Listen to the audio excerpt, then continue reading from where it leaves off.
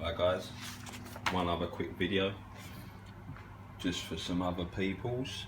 Number one, ain't got a clue what that's for, and it don't say anything about it in the manual.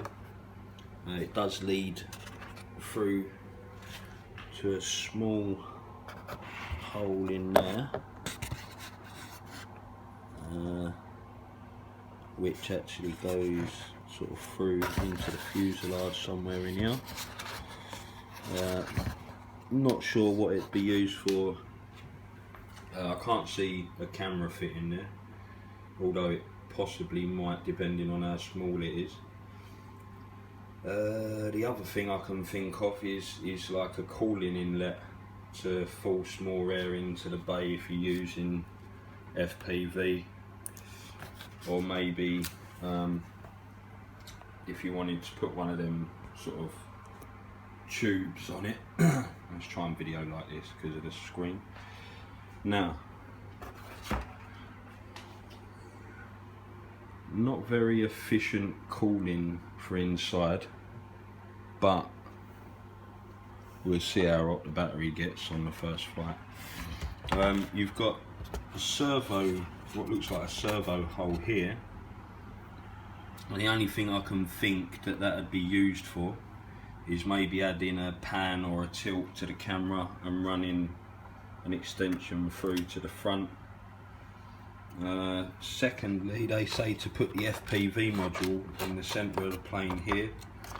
That's where your GoPro would sit. You have to pull the little paper bit out. I might make a cover on the 3D printer to sit inside there. That's just removable as and when. Right. One issue I had is that I had to unplug this wire because it was actually running through the power lead.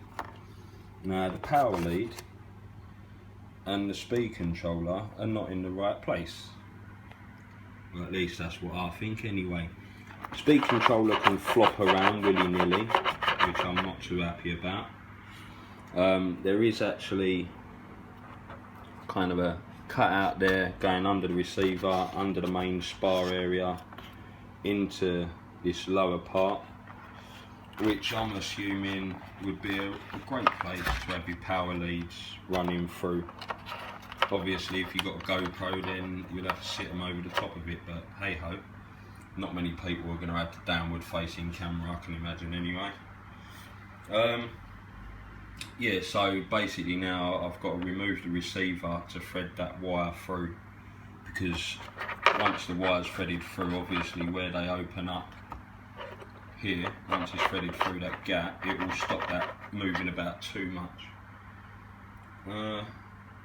Yeah, other than that, and relocating your aerial off of the receiver, I was actually thinking of taping it around the inside and just keeping this one off to a nice little sort of 90 degrees to this one,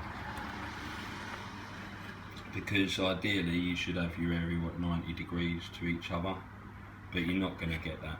So if I came across here, taped it on, or even maybe cut a slot, pass it up through a nice little tube.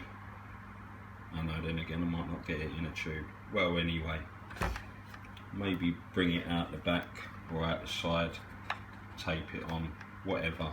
Just get it out of the way of your main spar when you're putting it through, because otherwise you cut your aerial. Yeah, other than that, that's about all for now. Thanks.